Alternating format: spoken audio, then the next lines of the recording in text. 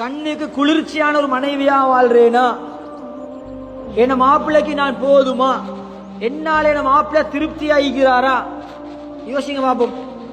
நாங்க எப்படி நினைச்சுக்கிறேன்டா, நல்ல பொம்பளை, நான் நல்ல பொம்பளை தானே, நாங்க எப்படி நினைச்சுக்கிறேன்டா, என்னோட மாப்பிள்ளைக்கு விதம் விதமா சாப்பாடு செஞ்சு கொடுக்குவேன், கேக் செஞ்சு கொடுக்குவேன், விதம் விதமா இந்த ஃபேஸ்புக்ல மீடியால வரதெல்லாம் பார்த்து ஜாதி ஜாதி ஐஸ்கிரீம் அது இதெல்லாம் செஞ்சு கொடுக்குறேன், அவரோட பிள்ளைய பார்த்துக்கிறேன். அதே மாதிரி அவர் உடுப்பெல்லாம் வாஷிங் மிஷினில் கழுவி கொடுக்குறேன், உடுப்பு அயம் பண்ணி கொடுக்குறேன், ஷூவை பொலிஷ் பண்ணி கொடுக்குறேன். இதுக்கு மேல என்ன இருக்குது? இதுக்கு மேல என்ன இருக்குது? கண்ணியமான தாய்மார்களே, சகோதரிகளே, இது மட்டுமல்ல, இதை விட முக்கியமான சில பகுதிகளை அல்லாஹ்வுடைய தூதர் ஸல்லல்லாஹு அலைஹி வஸல்லம் அன்னவர்கள் விளங்கப்படுத்தினார்கள். நான் நினைச்சு கொண்டிருக்கிறோம், மாப்பிள்ளையை கொஞ்சம் அப்படி சாப்பாட்டாகி கொடுத்தா, தேத்தனியை கொடுத்தா, உடுப்பு அயம் பண்ணி கொடுத்தா என் பொறுப்பு முடிஞ்சுண்டு. இது மட்டுமல்ல, இதை நீங்க மட்டும்தான் நான் செய்யணும். இது லொன்றி கொடுத்த உடுப்பாயம் பண்ணேலும், உடுப்பாயம் பண்றதுக்கு உங்களை முடிக்க தேவையில்ல. உடுப்பை பெத்தவள்கிட்ட கொடுத்தா உடுப்பை ஜாதியாயம் பண்ணி தருவா. சொந்த தாத்தரை கொடுத்தா உடுப்பாயம் பண்ணி தாரோண்டு, சொந்த தாத்தரை கேட்டா சோறாகி தாரோண்டு, சொந்த தாத்தரை கேட்டா என்ன செய்யறோண்டு, உடுப்பை கழுவி தாரோண்டு, எல்லாம் செய்யறோண்டு. அதுக்கு அவங்கள முடிச்சு. கண்ணியமான சகோதரிகளே, கண்ணியமான தாய்மார்களே, இது ஒரு சில வெளிரங்கமான தேவைகள். இதுக்கு மட்டுமல்ல நீங்க பொறுப்புதாரிகள், இது வெளிரங்கமான சில தேவைகள். இதோட அவருக்கு இன்னும் உடம்பு சம்பந்தப்பட்ட சில தேவைகளும் இருக்குது, அவருக்கு உணர்வோட சம்பந்தப்பட்ட தேவைகளும் இருக்குது. இது உம்மா அப்பாவால சொந்த தாத்தாவால தங்கச்சால நிறைவேற்றலாம். இதுக்குத்தான் உங்களே முடிச்சு வச்சுக்குது. உங்களுக்கிட்ட இருந்து அவங்களுக்கு போக வேண்டிய ஒரு ஹக் கொண்ட அல்லாஹ் நிக்காஹ் என்ற பேர்ல திருமணத்தின் மூலமாக அல்லாஹ் ஒரு ஷோத்தை அல்லாஹ் தஆலா அவங்களுக்கு வச்சுக்கிறார். இந்த சைட்ல நாங்க நிறைய பேர் இந்த பிழை செஞ்சு கொண்டிருக்கிறோம். அன்பான தாய்மார்களே, சகோதரிகளே, உங்களோட மாப்பிள்ளையோட உடுப்பு எப்படி அழகா இருக்கணும் விரும்புறீங்களோ, உங்களோட மாப்பிள்ளை நல்லா சாப்பிடணும், பசந்தா இருக்கணும், ஸ்மார்ட்டா இருக்கணும் எப்படி விரும்புறீங்களோ, இதே மாதிரி ஒரு நாள் சரி நீங்க நினைச்சீங்களா, என்ன மாப்பிள்ளையோட உணர்வும் ஹலாலா இருக்கணும், என்ன மாப்பிள்ளை என்ன தவிர ரோட்ல போறவள, அங்க இங்க பஸ்ல காண்றவள, பீச்ல காண்றவள நினைச்சப்படாது. என் மாப்பிள்ளை அவரோட உள்ளத்துல அவரோட உணர்வுல நான் மட்டும் தான் வாழணும். மாப்பிள்ளை என்ன மட்டும் தான் ரசிக்கணும். மாப்பிள்ளை என்னைய வச்சுக்கொண்டு வேற ஒருத்தரை பார்த்து ரசிக்கப்படாது. மாப்பிள்ளை என்னோட மட்டும்தான் நல்லா கதைக்கணும். சுபஹானல்லாஹ். மாப்பிள்ளையோட உள்ளம் என்னைய மட்டும்தான் நினைக்கணும். மாப்பிள்ளை எனக்கு தான் நேரம் தரணும். இதை பாதுகாக்கிறது ஒரு மனைவியோட சாலிகான ஒரு தீன்தாரி பொம்பளையோட பொறுப்பு. சுபஹானல்லாஹ். கண்ணியமானவர்களே, எந்த அளவுக்கு ஒரு மனைவி தன்னுடைய கணவனுக்கு கட்டுப்பட்டு வாழணும் ஷரியத் பேசி இருக்குதுண்டா, உங்களுக்கு தெரிஞ்ச ஹதீஸ் தான், நிறைய உலமாக்கள் விளங்கப்படுத்துறது தான். கண்ணியமான தாய்மார்களே, சகோதரிகளே, சொன்னாங்க ஸல்லல்லாஹு அலைஹி வஸல்லம், நான் உலகத்தில் ரப்பு அல்லாத அல்லாஹ் அல்லாத ஒருவருக்கு சுஜூது செய்வதற்கு அனுமதி கொடுத்திருந்தா ஒவ்வொரு பொம்பளைய பார்த்து சொல்லியிருப்பேன், உங்களோட மாப்பிள்ளைக்கு சுஜூது செய்யுங்கன்னு சொல்லியிருப்பேன். அல்லாஹ்வை தவிர யாருக்கும் சுஜூது செய்யற ஹராம். ரப்புக்கு மட்டும்தான் சுஜூது செய்ய அனுமதி. அது இபாதத்தோட சம்பந்தப்பட்டு.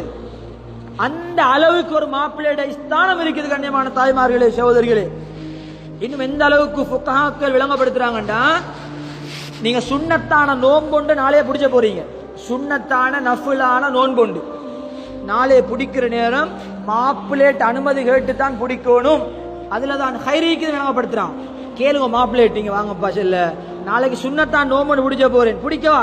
இல்லப்பா நாளைய பிடிக்கவான, நாளண்டைய பிடிங்களே, நாளைக்கு எனக்கு லீவு நாள், நாளைய கொஞ்சம் சந்தோஷமா இருப்போமே. சுபஹானல்லாஹ். அந்த நோம்ப விடுங்க. நீங்க ஃபரல தொழுது முடிஞ்சு சுன்னத்தை தொலை போறீங்க, மாப்பிள்ளை வீட்டுக்குள்ள வாரார், டேடாய் வாராரு, மாப்பிள்ளைட கேளுங்க, ஃபரல தொழுது முடிச்சுட்டேன், சுன்னத்தை தொழுதுட்டு வரவா இல்லாட்டி அதுக்கு முதல்ல வரவா? இல்லப்பா வாங்கலேண்டா, சுன்னத்து தொழுகை நிப்பாட்டி போட்டு மாப்பிள்ளையோட ஹக்க நீங்க நிறைவேற்றுங்க, அதா செய்யுங்க மார்க்கம் சொல்லு. சுபஹானல்லாஹ். பெரிய உள்ளத்தோட உணர்வோட சம்பந்தப்பட்ட ஒரு வாழ்க்கை தான் கணவன் மனைவியோட வாழ்க்கை. எல்லாம் வச்சுக்கிறான். எந்த அளவுக்குன்னா ஸல்லல்லாஹு சொன்னாங்க, அந்த காலத்துல நீங்க வெளியில யுத்தங்களுக்கு வெளியில பிசினஸ் வைத்து வீட்டுக்கு போற நேரம் உங்களோட மனைவிக்கு தூதன் அனுப்பிட்டு போங்க, தூதன் அனுப்புங்க. அந்த காலத்துல சொன்ன வார்த்தை. வீட்டுக்கு திடீர்னு வைத்துருவானும், ராவைக்கு 12 மணி பேத்து கதவை தட்ட போவானு, ராவை 10 மணி பேத்து கதவை தட்டுறாங்க. வாரத்துக்கு ஒரு நாளைக்கு இப்படித்தான் நான் நாளைக்கு வீட்டுக்கு வாரேன், இப்படி நான் வந்து கொண்டிருக்கிறேன், இப்படி நான் இந்த 4-5 மணி தியாலத்துல வந்து சேர்ந்துருவேன். இது அர்த்தம் என்னன்னு சொல்லுங்க பாப்போம். ஏன் நட எந்த மாப்பிள்ள வீட்டுக்கு வர வேண்டிய டைம் வாங்களே, நீ 10 மணிக்கு வந்தா என்ன 12 மணிக்கு வந்தா கதவை திறந்து படுங்க, பிரச்சனை இல்லை. சுப்ஹானல்லாஹ். ஸல்லல்லாஹு அலைஹி வஸல்லம் ஒவ்வொரு முத்தான வார்த்தையிலும் அல்லாஹ் பல்லாயிரம் அர்த்தங்கள் எல்லாம் வச்சுக்கிறான்.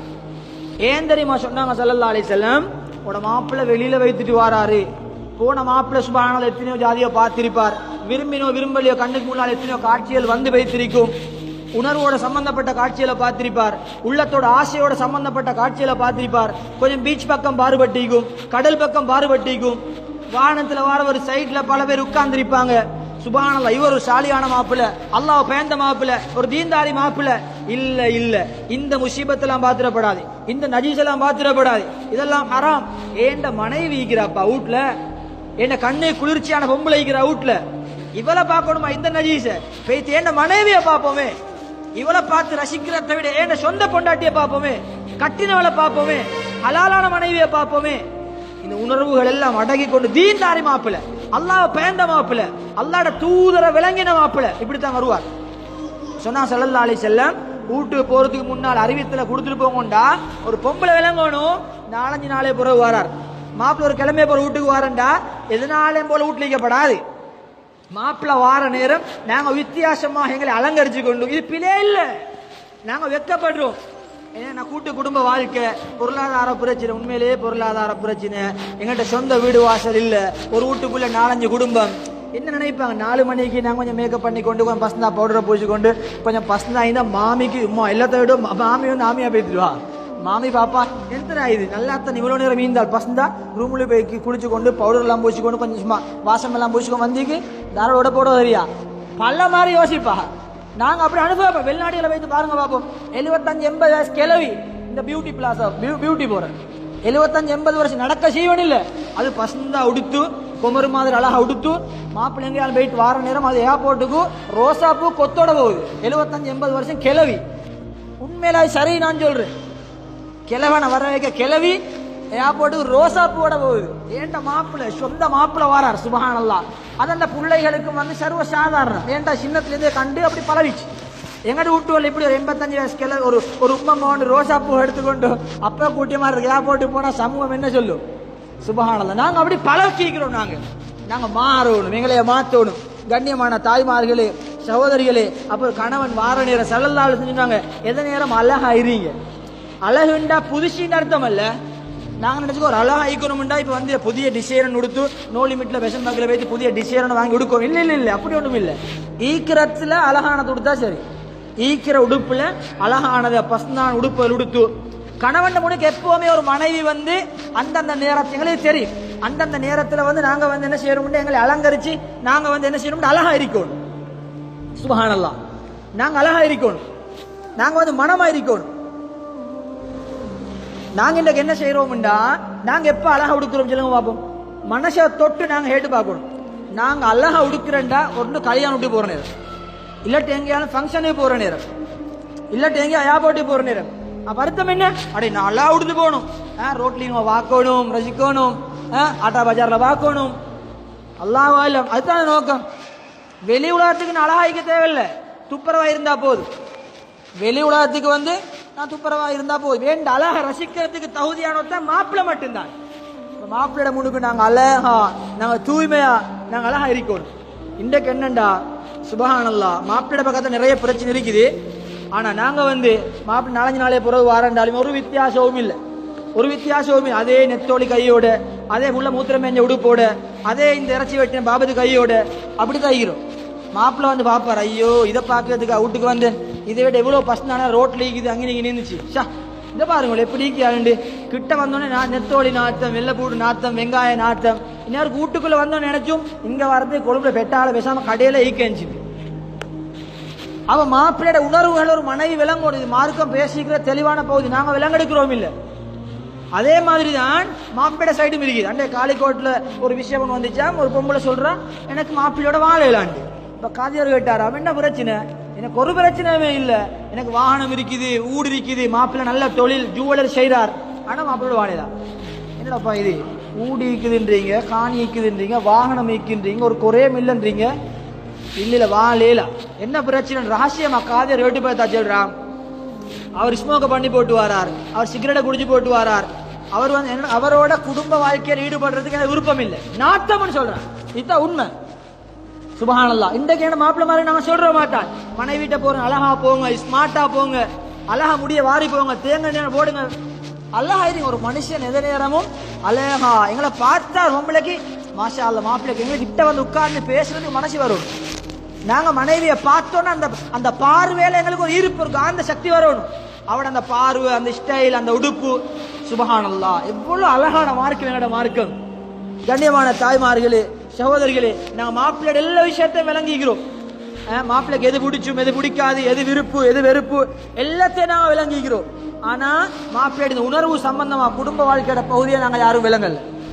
மாப்பிள்ளை டீ எப்படி பிடிக்கும், வெடிக்காட்ட பிடிக்குமா, அடுக்காட்ட பிடிக்குமா, கறியை வதக்கணுமா, தாளிச்சணுமா, பொறிக்கணுமா, எண்ணெயில போட்டு பிரட்டணுமா, ரோஸ்ட் பண்ணி எடுக்கணுமா, அறவேகலா ஃபுல் வேகலா எல்லாமே சரி, மாப்பிள்ளைக்கு எப்படி கொடுத்தா எப்படி.